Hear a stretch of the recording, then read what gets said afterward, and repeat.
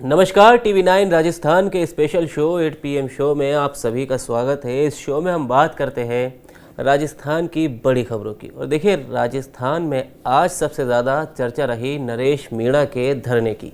उन्होंने राजधानी जयपुर के शहीद स्मारक पर धरना शुरू कर दिया, जिसमें उन्होंने दो बड़ी घोषणाएं की। एक तो आमरण अनशन करेंगे और अब वो मौन रहेंगे, पहली बात। दूसरी बात ये कि उन्होंने अपने इस धरने के दौरान प्रेस कॉन्फ्रेंस की, मीडिया से मुखातिब हुए और उस वक्त उन्होंने लाइव हनुमान बेनीवाल को कॉल लगा दिया, सचिन पायलट को भी न्योता दिया। लेकिन सचिन पायलट को डायरेक्ट कॉल नहीं लगाया, उनके किसी जो साथ रहते हैं, मतलब वाया सचिन पायलट वो गए, डायरेक्ट नहीं गए, हनुमान बेनीवाल पर डायरेक्ट गए। अब सवाल नरेश मीणा को लेकर कई उठ रहे हैं।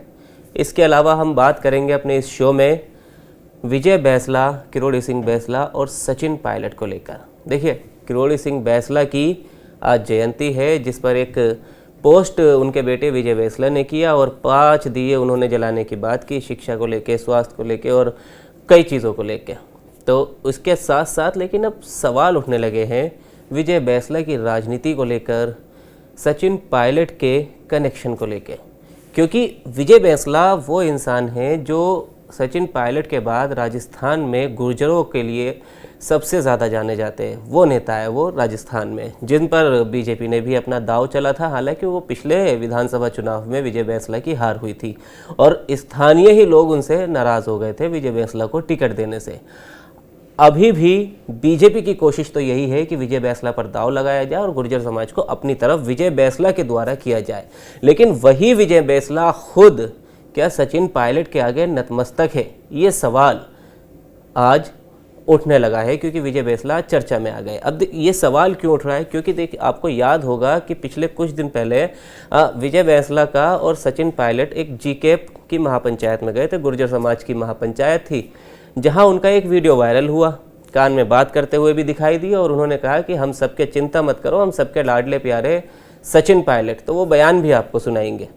इसके अलावा नरेश मीणा की भी उनके बाद दोबारा से बात करेंगे। तो सबसे पहले वो बयान सुनाते और फिर सुमित देवड़ा के साथ जुड़ेंगे और इन दोनों ही खबरों पर उनसे बात करेंगे। तो सुनिए पहले विजय बैंसला का वो पुराना बयान जो वायरल हुआ था, जिसके बाद अब ये सवाल आज उठने लगा है। हम सबके लाडले प्यारे सचिन जी पायलट को प्रणाम।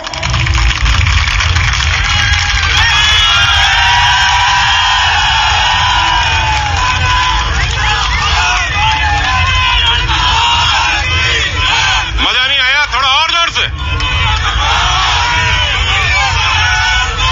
अब बस बस बस बस बस।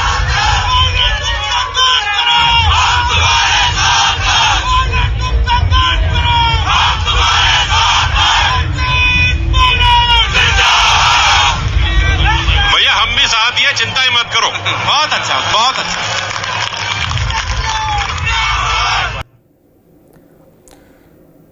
जी, तो ये था विजय बैंसला का बयान, बहुत ज़्यादा वायरल हुआ, इसकी उस वक्त भी चर्चा हुई। तो इस बयान को लेकर और नरेश मीणा को लेकर बात करेंगे सुमित देवड़ा से, क्योंकि वो लगातार नरेश मीणा को लेकर भी और इस खबरों को लेकर भी लगातार नज़र बनाए हुए थे पहले भी, और वो अब भी नरेश मीणा पर जुड़े हुए। तो सुमित, सबसे पहले तो आपका बहुत बहुत स्वागत है और पहला सवाल विजय बैंसला को लेकर करेंगे, फिर आएंगे नरेश मीणा पर।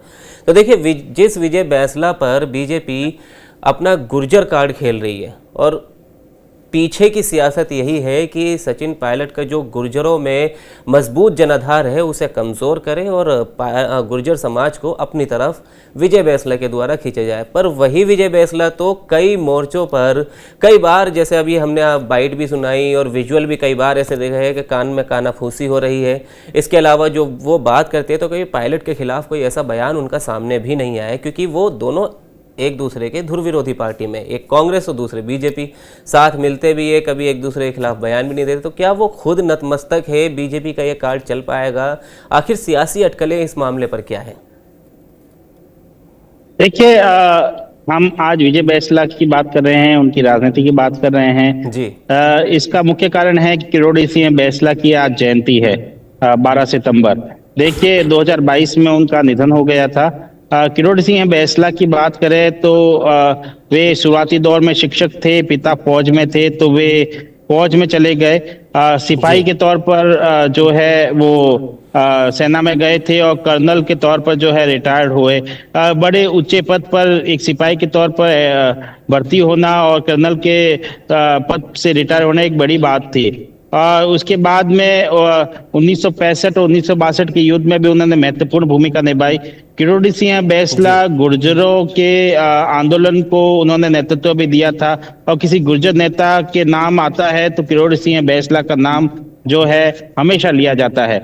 जब वे फौज में थे तब भी उन्हें जो है उनके जो सीनियर थे उन्हें जब्राल्टर का जो सिपाही है जब्राल्टर के चट्टान कहते थे और उनके जो साथी थे उन्हें कहते थे इंडियन रैम्बो की तरह उन्हें पुकारते थे, क्योंकि किस तरह से वे युद्धबंदी भी रहे थे 1965 में पाकिस्तान में और किस तरह से उन्होंने युद्ध लड़ा था। उसके बाद में जब वे रिटायर हुए तो 2004 में उन्होंने गुर्जर आंदोलन को लीड किया और यहाँ से एक राजनीतिक करियर जो है उनका शुरू हो गया था। हालांकि वे किसी पार्टी में नहीं थे उस समय, लेकिन उन्होंने जिस तरह से गुर्जर आंदोलन को लीड किया और 2004 से यह लड़ाई जब शुरू हुई उसके बाद में वसुंधरा राजे सरकार में रहते हुए भी उन्होंने गुर्जर आरक्षण को लेकर 5% अतिरिक्त आरक्षण जो है उनको केंद्र सरकार को प्रस्ताव सरकार को भेजना पड़ा और जब गहलोत सरकार थी तब भी आंदोलन हुआ, तब भी 5% का न्याय जो है गुर्जर आंदोलन सहित 5 जातियों को और जो है ओबीसी में अतिरिक्त 5% आरक्षण देने में जो है किरोड़ी सिंह बैसला का बहुत बड़ा नेतृत्व रहा है। देखिए इस पूरे मामले में अगर बात करें तो अगर किरोड़ी सिंह बैसला जो है वह हमेशा गुर्जरों के लिए काम करते आए हैं। हालांकि अभी तक जो है उनको वो 5% आरक्षण केंद्र में नहीं मिल पाया कानूनी दाफेज की वजह से, प्रक्रिया की वजह से। यह एक अलग बात है, लेकिन 2019 में उन्होंने अपने पुत्र विजय बैसला के साथ में भाजपा ज्वाइन कर ली थी। इसके बाद में उन्हें टिकट भी दिया गया लेकिन वे चुनाव हार गए। अब जब किरोड़ी सिंह बैसला का निधन हो चुका है, विजय बैसला इस पूरी संघर्ष समिति का नेतृत्व कर रहे हैं, तो वो नेतृत्व कहीं न कहीं गुर्जर समाज में जो है दिखाई नहीं दे रहा है जो नेतृत्व किरोड़ी सिंह बैसला ने किया था। देखिए क्योंकि सचिन पायलट कांग्रेस से आते हैं, उनका अच्छा खासा गुर्जर समाज में अच्छा खासा वर्चस्व है, पूरी राजस्थान में अच्छा खासा नेतृत्व है, तो ऐसे में विजय बैसला जब अपनी राजनीति कर रहे हैं तो उनका कोई जो भाजपा में रहते हुए भी उनके खिलाफ कोई बड़ा बयान देखने को नहीं मिला। इसी बीच हाल ही का यह वीडियो है जब एक सभा में वे गए और किस तरह से सचिन पायलट के नारे लगे तो उन्होंने और जोर से नारे लगाने की बात कही। देखिए क्योंकि 2028 में परिसीमन भी होना है और कई समीकरण परिवर्तित होते हुए दिखाई दे रहे हैं और जब गुर्जर आंदोलन को लेकर फिर से महापंचायत की गई आरक्षण संघर्ष समिति ने, तो इसमें कुछ युवा जो है नाराज हो गए। रीट परीक्षा को लेकर जो उनकी मांग थी वो पूरी नहीं थी। मसौदे में सरकार की तरफ से जो मसौदा भेजा गया था उसमें जिन मांगों का जिक्र था उसमें वह मांग मिसिंग थी। ऐसे में वे रेलवे पटरी पर भी चले गए थे। विजय बैसला ने मनाने का खूब प्रयास किया लेकिन 2 फाड़ होते हुए दिखाई दे। देखिए कहीं न कहीं वह नेतृत्व जो किरोड़ी सिंह बैसला करते थे वह नेतृत्व आज जो है गुर्जर समाज में कहीं न कहीं नहीं दिखाई दे रहा है। यही कारण है कि इतनी बड़े नाम होने के बाद में भी आज जो है हम सचिन पायलट का जिक्र कर रहे हैं, विजय बैसला का सचिन पायलट की तरफ मुखर नहीं होना एक बड़ी बात है और कहीं न कहीं जो है सचिन पायलट को इसको लेकर और मजबूती मिल रही है। जी, तो ये तो रही सुमित विजय बैसला, किरोड़ी बैसला और सचिन पायलट की बात, क्यों उनकी चर्चा हो रही है, सब आपने बड़े अच्छे से बताया। लेकिन देखिए दूसरी तरफ नरेश मीणा का जयपुर में शहीद स्मारक पर धरना शुरू हो गया। इस धरने के दौरान उन्होंने लाइव हनुमान बेनीवाल और सचिन पायलट को कॉल भी किया। लेकिन सवाल यह है, हनुमान बेनीवाल का तो ठीक है, लेकिन सचिन पायलट को किस हैसियत से वो कॉल कर रहे थे? अगर उन्हें कांग्रेस को अपने धरने में शामिल करना था तो उन्हें गोविंद डोटासरा को करना चाहिए था। और अगर वो सरकार से झालावाड़ में जो बच्चे मारे गए प्रशासन की वजह से मारे गए या जिस वजह से मारे गए वो एक बात की बात है, अगर आप उनको मुआवजा दिलाना चाहते हो तो सचिन पायलट थोड़ी ना देंगे, हनुमान बेनीवाल थोड़ी ना देंगे। आप सरकार के जो वहाँ पर जनप्रतिनिधि है, आप जब बार बार आप वसुंधरा राजे को कोस रहे हैं क्योंकि वो 12 से आती है, आप उनको भी कॉल कर सकते थे, शिक्षा मंत्री को कॉल कर सकते थे, सीएमओ को कॉल कर सकते थे। तो क्या आज जो वो धरना उन्होंने शुरू किया है ये सिर्फ राजनीति चमकाने के लिए किया है क्योंकि अंता का उपचुनाव कुछ टाइम बाद आ सकता है, या फिर उनसे ये कहीं ना कहीं चूक हुई है?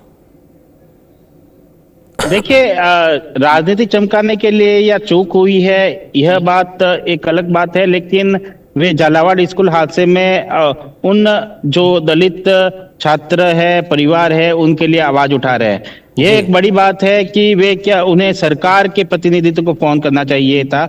आपने शिक्षा मंत्री का नाम लिया, कई बड़े नेताओं का नाम लिया, वे डॉक्टर किरोड़ीलाल मीणा को भी फोन कर सकते थे, लेकिन उन्होंने नहीं किया। उनके समाज के बड़े नेता है, क्या अब उनका विश्वास भाजपा से उठ चुका है? जो पहले डॉक्टर किरोड़ीलाल मीणा का बार बार नाम लिया करते थे, वे नरेश मीणा, अब क्या भाजपा के सभी नेताओं से विश्वास उठ चुका है, इसलिए उन्होंने हनुमान बेनीवाल का नाम लिया। देखिए, हनुमान बेनीवाल का नाम लेना उस समय भी उन्होंने लिया था जब झालावाड़ जेल से बाहर आए, और आते ही उन्होंने यह कह दिया कि अगर यह हादसा नागौर में हुआ होता और हनुमान बेनीवाल धरने पे बैठे होते तो प्रत्येक छात्र छात्राओं को, परिवार को 1-1 करोड़ रुपए दिलाते, और दूसरी जगह अगर किसी और जगह होता तो भी उनको अच्छा खासा जो है मुआवजा मिलता। लेकिन यहाँ के नेता जो है, जनप्रतिनिधि जो है, इस पूरे मामले को लेकर आवाज नहीं उठा रहे हैं, लेकिन मैं इसको लेकर आवाज जरूर उठाऊंगा। हालांकि अब वे फिर से धरने पे बैठ चुके हैं, तीसरी बार धरना है। 2 बार जो धरने पे बैठे थे तो उन्हें जेल जाना पड़ा था, अब तीसरी बार शहीद स्मारक पे धरने पे बैठे हैं। क्या पता इसमें कितनी इनकी मुश्किलें बढ़े। हालांकि उन्होंने इस बार कहा है कि हम मौन व्रत रख के जो है धरना देंगे, लेकिन हनुमान बेनीवाल को कॉल करना, समर्थन मांगना, अपने आंदोलन को और बड़ा करना चाहते हैं। दूसरी ओर जो है सचिन पायलट को फोन करना, उनसे बात करने का प्रयास करना और यह कोशिश करना कि सचिन पायलट उनके लिए उतरे। पहले भी वे सचिन पायलट के लिए जो है अच्छे खासे बयान दे चुके हैं, वे कह चुके हैं कि मेरे बड़े भाई है।